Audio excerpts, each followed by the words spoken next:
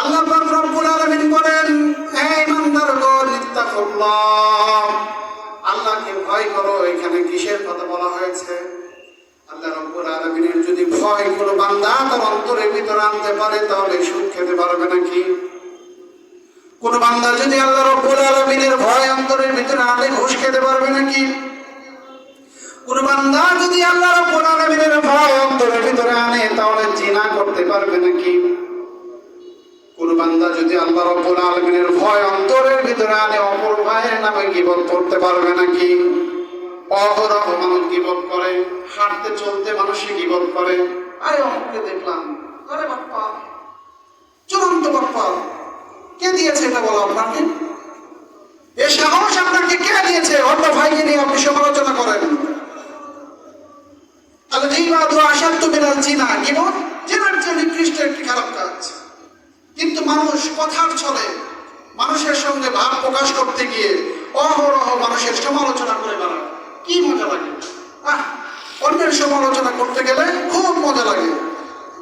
অথচ রাসূল বলেন, নিজের সমালোচনা করো, আগে নিজের সমালোচনা করো, আত্মসমালোচনা করো। আত্মসমালোচনা করা হলো নবীদের কাজ, সাহাবায়ে কেরামের কাজ, আর গীবত করা হলো শয়তানের কাজ।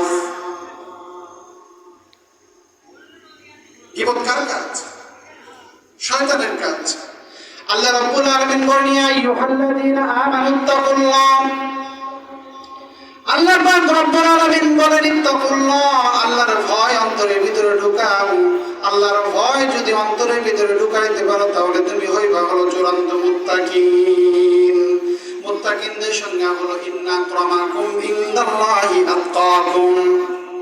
যার অন্তরে তাকওয়া থাকবে, তার দাম আল্লাহ রাব্বুল আলামিনের আদালতে সবচাইতে বেশি। তাকওয়াবিহীন জিন্দেগির একটু দাম নাই, তাকওয়াবিহীন জিন্দেগির একটু দাম নাই। চোরের অন্তরে যদি তাকওয়া থাকতো, চোর চুরি করতো নাকি? জিনাকারের অন্তরে যদি তাকওয়া থাকতো, জিনাকার জিনা করতো নাকি? আল্লাহ পাক রব্বুল আলামিন আয়াতের ভিতরে বলেন, ইয়া আইয়ুহাল্লাযীনা আমানুত্তাকুল্লাহ হাক্কা তুকাতিহি ওয়া লা তামুতুন্না ইল্লা ওয়া আনতুম মুসলিমুন। পৈতৃক সূত্রে বাবার জমিদারি পাওয়া যায়, পৈতৃক সূত্রে বাবার ব্যবসা পাওয়া যায়, পৈতৃক সূত্রে বাবার সব কিছু পাওয়া যায়, কিন্তু মুসলমানিত্ব পাওয়া যায় না। মুসলমানিত্ব আপনাকে আমাকে অর্জন করে নিতে হবে। আর মুসলমান না হওয়া পর্যন্ত আল্লাহ রাব্বুল আলামিন মৃত্যুবরণ করতে নিষেধ করেছেন। মুসলমান না হয়ে যদি ইন্তেকাল করেন, আপনার অবস্থা কি হবে? মানুষ যখন ইন্তেকাল করে, তার সব আমল বন্ধ হয়ে যায়। না মাতা ইনসানিন গিদানা আমালুহু, মানুষ যখন মারা যায়, তার সব আমল বন্ধ হয়ে যায়। কবরের ভিতরে যদি আপনাকে রাখা হয়, সেদিন থেকেই আপনার কিয়ামত শুরু হয়ে যায়। তাকওয়া নিয়ে আসতে হবে সাহাবায়ে কেরাম থেকে, তাকওয়া নিয়ে আসতে হবে নবী রাসূল থেকে। সামান্য যদি এদিক সেদিক করতেন, তারা নিজের আত্মসমালোচনা করতেন, আহা কি অন্যায় করে ফেললাম, এর জন্য না জানি আল্লাহ রাব্বুল আলামিনের কাছে কি জবাবদিহি করতে হয়। মুসলমান ভাইরা আমার, প্রত্যেকটা সাহাবী তাকওয়ার নজির তৈরি করে গেছেন। হযরত ওসমান বিন নুরাইন রাদিয়াল্লাহু তাআলা আনহু, আশারে মুবাশশারা 10 জন সাহাবীর মধ্যে একজন সাহাবী, যখন কবরকে দেখতেন, কবরকে দেখার পর কান্না করে দিতেন, তাকে কেউ থামাতে পারতেন না। লোকেরা জিজ্ঞেস করলো, ভাই ওসমান, আপনি এত কবর দেখলে কেন কান্না করেন? ওসমান রাদিয়াল্লাহু তাআলা আনহু বলেন, ভাই কবর দেখলে আমার বড়ই ভয় লাগে। আল্লাহ রাব্বুল আলামিন কি জানি আমার সাথে কবরের ভিতরে আলোক ব্যবহার করে। তারা দুনিয়া থাকতে জান্নাতের টিকিট পেয়েছেন, তারপর সারা জীবন আল্লাহ রাব্বুল আলামিনের অনুগত করে গেছেন, তাকওয়া অনুযায়ী নিজের জীবনকে পরিচালনা করেছেন। তারপরে অন্তরের ভিতরে ভয়, আল্লাহ রাব্বুল আলামিন তাকে না জানে কিভাবে ধরে ফেলেন। তো তাকওয়ার জ্ঞান অন্তরের ভিতরে আনতে হবে। তাকওয়া যদি আনতে পারি না, তাকওয়া হাহুনা, তাকওয়া হাহুনা, তাকওয়া অন্তরের ব্যাপার। একটি খারাপ কাজের দিকে আপনি ধাবিত হচ্ছেন, সেখান থেকে নিজেকে ফিরিয়ে নিয়ে আসেন। অন্য ভাইয়ের গীবত করতেছেন, সেখান থেকে নিজেকে ফিরিয়ে নিয়ে আসেন। এটাই হলো চূড়ান্ত জিহাদ। কিসের যুদ্ধের ময়দানে গিয়ে জিহাদ করা, নিজেকে পাপ কাজ থেকে ফিরিয়ে নিয়ে আসেন, এটাই হলো নফসের জন্য চূড়ান্ত একটি জিহাদ। আজকে জিহাদ আছে। গুনাহ করতে বড় মজা লাগে, অন্যায় কাজ করতে বড় মজা লাগে, ভাইয়ের সমালোচনা করতে বড় মজা লাগে। রাসূলকে আমাদেরকে এটা শিক্ষা দিয়ে গেছেন নাকি? রাসূলের সিরাত নিয়ে আজকে মাহফিল। রাসূলুল্লাহ সাল্লাল্লাহু আলাইহি ওয়াসাল্লাম সারাটা জীবন উত্তম আদর্শ তৈরি করে গিয়েছেন। রাসূল যখন ছোট্ট অবস্থায় ছিলেন, রাসূল তখনই ইনসাফ করে গেছেন। শুধু তাই নয়, রাসূল ইসলামকে প্রতিষ্ঠা করার জন্য কত কষ্ট করেছেন। ছোট্টবেলা থেকেই তিনি কষ্ট করেছেন। 8 বছর বয়সে তিনি মাকে হারিয়েছেন, জন্মের পূর্বেই তিনি তার পিতাকে হারিয়েছেন। রাসূলুল্লাহ সাল্লাল্লাহু আলাইহি ওয়াসাল্লাম শিশু অবস্থায় মাঠের ভিতরে খেলা করছেন। মাঠের ভিতরে খেলা করার পর সমস্ত সন্তানের বাবারা এসে সিরিয়া থেকে ব্যবসা করে এসে উত্তম কাপড় তাকে হাদিয়া দেয়, সন্তানগুলোকে উত্তম খাবার দেয়। উত্তম খাবারগুলো দিয়ে, উত্তম পোশাকগুলো দিয়ে সন্তানগুলোকে কোলে করে নিয়ে বাসার দিকে রওনা হয়ে যায়। রাসূলুল্লাহ সাল্লাল্লাহু আলাইহি ওয়াসাল্লাম ছোট্ট মুহাম্মদ বিষয়টা লক্ষ্য করেন। রাসূলের অন্তরে বড়ই কষ্ট।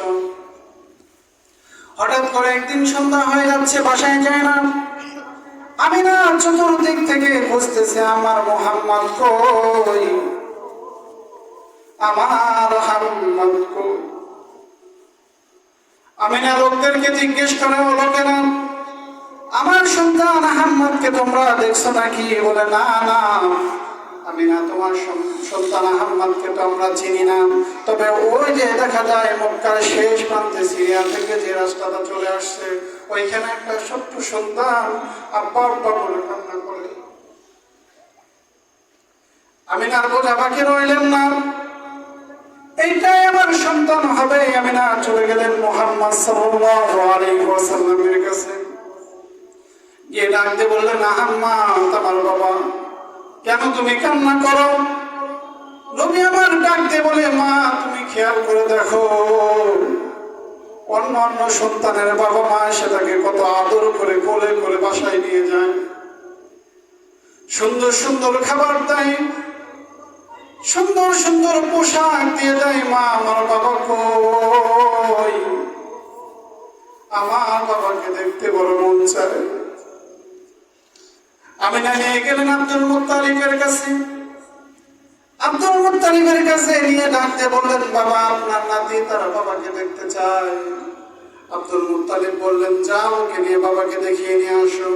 দাসী উম্মে আয়মান সহ 3 জন রওনা হয়ে গেলেন। মক্কা থেকে তারা বের হয়ে গেলেন।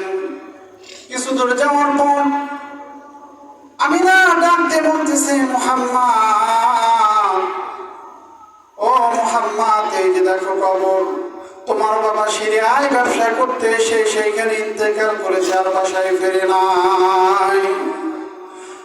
নবী আমার কবরের পাশে গেলেন। কবরের পাশে যাওয়ার পর রাসূল বাবার কবরের মাটিগুলো এইভাবে করে হাত দিয়ে নাড়াচাড়া করে। তাফসীরকার ওরকম লেখেন, মাটির অবস্থা যেন এরকম হয়ে গেছে, মাটি যেন বলতেছে, আল্লাহ তুমি আমাকে সামর্থ্য দাও, আমি 2 ভাগ হয়ে যাই। রাসূল এসে তার বাবার বুকের উপরে একটা বার বুকটা রেখে দে। রাসূল সেখানে কান্না করলেন। বাবার কবর দেখার পর চলে আসতেছেন, বাড়ির দিকে চলে আসতেছেন। প্রতিমধ্যে আবওয়া নামক জায়গা, আমরা সকলেই জানি আরবের মধ্যে লৌহা প্রবাহিত হয়। লৌহা যখন প্রবাহিত হয়, উটগুলো তার নাককে বালুর মধ্যে ঠেলে দেয়। বালুর মধ্যে ঠেলে যখন দেয়, তখন লোকেরা বোঝে মরুভূমির ভিতরে লৌহা প্রবাহিত হচ্ছে। লোকেরা তখন উটের পাশে গিয়ে উটের সাথে নিজের নাকটা লাগাইয়া বাঁচার জন্য চেষ্টা করেন। ঠিক তেমনি ভাবে আমি না দেখতে পেলেন লৌহা আসতেছে, উট মরুভূমির বালির ভিতরে নাকটাকে দিয়ে দিয়েছে। আমি না নিজেকে বাঁচানোর জন্য উটের সাথে মুখটা লাগায় দিয়েছিলেন, নাকটা লাগায় দিয়েছিলেন, কিন্তু বাঁচতে পারেন নাই। আল্লাহ পাক রব্বুল আলামিন সঙ্গে সঙ্গে আজরাইলকে অর্ডার করলেন, আমার বন্ধুর মাকে নিয়ে আসো। আজরাইল বলে, আল্লাহ এই হুকুমকে আমি পালন করতে পারবো নাকি? তোমার রাসূলের বাবা নাই, এখন যদি মাকে নিয়ে আসি তাহলে তো সে চূড়ান্ত ইতিম হয়ে যাবে। রাসূলুল্লাহ সাল্লাল্লাহু আলাইহি ওয়াসাল্লামের মা ইন্তেকাল করলেন, সেখান থেকে দাদার তত্ত্বাবধানে বড় হলেন। তারপরে থেকে রাসূলুল্লাহ সাল্লাল্লাহু আলাইহি ওয়াসাল্লাম যখন একটু বড় হলেন, রাসূল দ্বীনকে প্রতিষ্ঠা করার জন্য ছোট্টবেলা থেকে চিন্তা করতেন কিভাবে মানুষকে সহযোগিতা করা যায়। আজকে যুবক সন্তানদের মধ্যে এটা নাই। আজকে কি আছে? মোবাইল আছে, সারাদিন শুধু ফ্রি ফায়ার আর ফেসবুক, এটা নিয়ে ব্যস্ত। সমাজকে নিয়ে চিন্তা করে না যে আমার এই সমাজটাকে একটু পরিবর্তন করতে হবে। রাসূলুল্লাহ সাল্লাল্লাহু আলাইহি ওয়াসাল্লাম অ্যাডভান্সের পিরিয়ড থেকে তিনি চিন্তা করতেন আমার এই মক্কা নগরীকে আমি কিভাবে সুন্দর করতে পারি। এই মক্কাকে কেন্দ্র করে প্রত্যেক বছর অনেক মানুষ হজ করতে আসে, তাদেরকে কিভাবে সহযোগিতা করতে পারি। আর এই মক্কার অসভ্য জাতিগুলো যারা গোত্রের মধ্যে গোত্র পরস্পর বিরোধ করে, দাঙ্গা হাঙ্গামা করে, মারামারি করে, এটাকে কিভাবে নিষ্পত্তি করা যায়। রাসূলুল্লাহ সাল্লাল্লাহু আলাইহি ওয়াসাল্লাম ছোট্টবেলা থেকে এটা চিন্তা করতেন। আর আজকে যুবকরা চিন্তা করে কিভাবে গ্রুপিং করে মারামারি করা যায়, কিভাবে মোবাইলে অন্যায় অসঙ্গতি কাজ করা যায়, এগুলোর সাথে ব্যস্ত থাকেন। ফিরে আসেন ভাই, ফিরে আসেন। রাসূলুল্লাহ সাল্লাল্লাহু আলাইহি ওয়াসাল্লামকে নিজের জীবনের আদর্শ বানায় না, জীবনটা সুন্দর হয়ে যাবে, জীবনটা সুখময় হয়ে যাবে। রাসূলুল্লাহ সাল্লাল্লাহু আলাইহি ওয়াসাল্লাম অ্যাডভান্সের পিরিয়ডে কৈশোর বয়সে তিনি একটা সংগঠন করলেন, হিলফুল ফুজুল। আমরা সকলেই কম বেশি জানি। এটার মাধ্যমে তিনি সমাজের ভিতরে যত অন্যায় অসঙ্গতি কাজ হতো সে কাজগুলো থেকে তিনি বাধা প্রদান করতেন এবং সেগুলোর সমস্যার সমাধান করে দিতেন। মক্কায় যারা হজ করতে যেত তাদের বিভিন্ন সমস্যার সম্মুখীন হতো, তাদেরকেও রাসূল সহযোগিতা করেছেন। এইভাবে করে রাসূল তার ছোট্টবেলা কাটিয়ে দিলেন। রাসূল যখন নবুয়ত পান নাই তখন রাসূলকে মানুষ বিশ্বাস করে।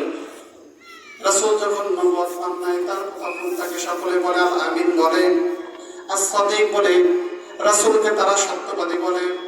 রাসূলকে তারা যখন বড়ই মহব্বত করে, যখন রাসূল দাওয়াত দিলেন লা ইলাহা ইল্লাল্লাহ, নাই কোনো মাবুদ আল্লাহ ছাড়া, তখন থেকে রাসূল এর বিরুদ্ধে আচরণ শুরু করে দিল।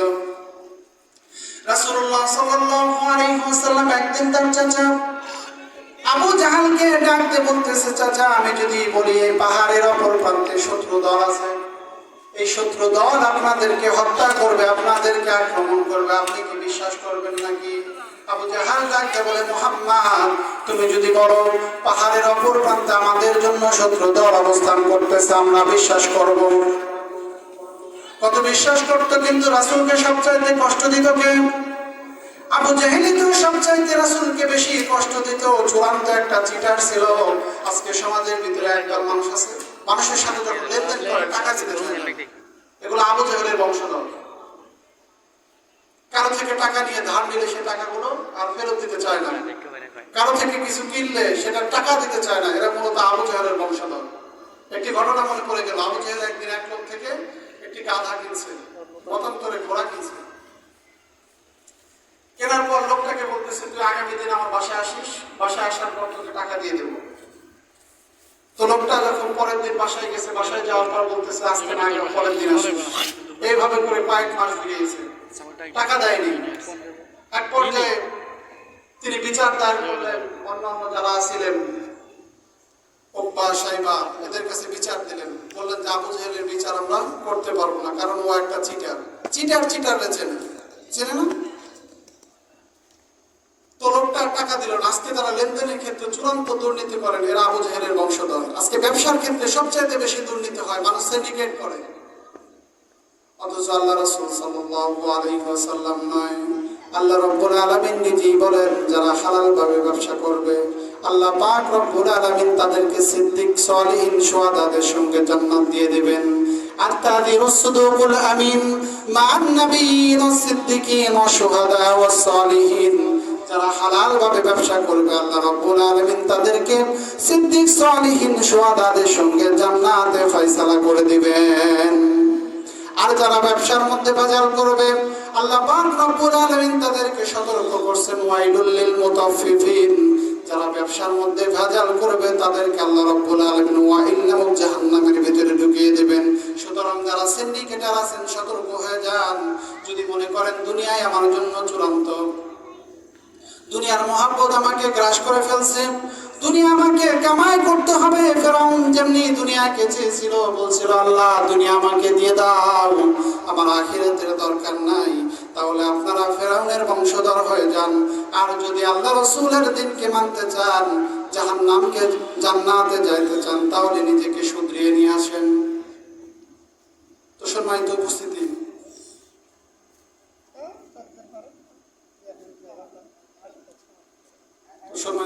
সময় খুব সংকীর্ণ। রাসূলের সিরাত নিয়ে আলোচনা করতে গিয়েছিলাম। রাসূলের সিরাত নিয়ে 2 দিন হলো ধারাবাহিকভাবে আলোচনা করতেছেন আমাদের মাহফিলের সম্মানিত বক্তা জনাব আব্দুল হাকিম খান সাহেব। সুন্দরভাবে রাসূলুল্লাহ সাল্লাল্লাহু আলাইহি ওয়াসাল্লামের সিরাত নিয়ে আলোচনা